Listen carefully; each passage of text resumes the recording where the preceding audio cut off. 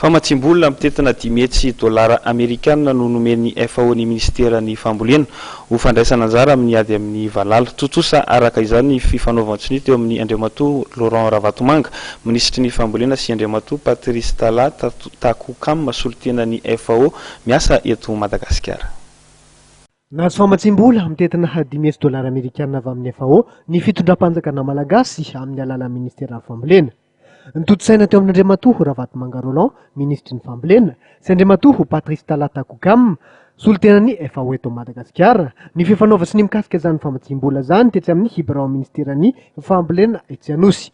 Fandraisana anjara amin'ny FAO amin'ny ady amin'ny valala izy ity. Ny tena atahorana nefa dia hoe raha sanatry tsy voafehy izany firongatry ny valala zany dia zava-doza ny tranga eto amintsika.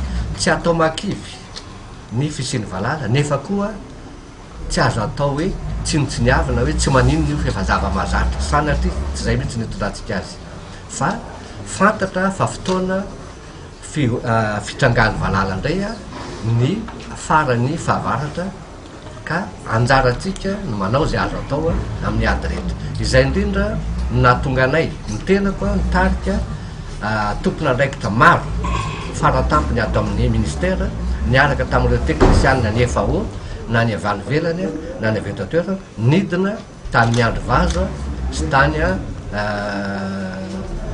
Mahaboa ary tonga hatrany Morodava tamin'ny Alarobia sy ny Alakamisy teo.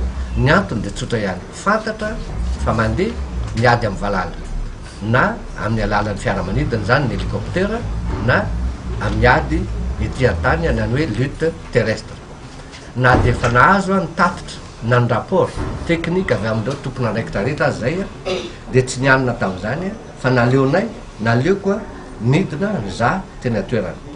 Nafinaritra ary tiako ampahafantarana antsika rehetra dia tena mandeha tsara, mandroso tsara mihitsy zany ady amin'ny valala zany. Entina matsinareo fandaniana izay voasokajy laharam-pameana ao anatin'ny ady amin'ny valala izay aritra 3 taona toy ny fanafody, ny fanofana fiaramanidina, ny vola entina hamatsiana ny drafitra izay efa napetraka, ankoatra ny fidirana antsehatra ireo ho manam-pahaizan'ny FAO, ity vola voahazo ity. Fandraisana anjara avy amin'ny FAO amin'ny fanatotsana ny dingana faharoa amin'ny ady amin'ny valala ihany koa, tanjona ny fifehezana ny fiainan'ny valala amin'ny taona 2024. Manodidina ny $7 amerikanina ny vola ilaina amin'ny fanatotsana izany dingana faharoa amin'ny ady amin'ny valala izany.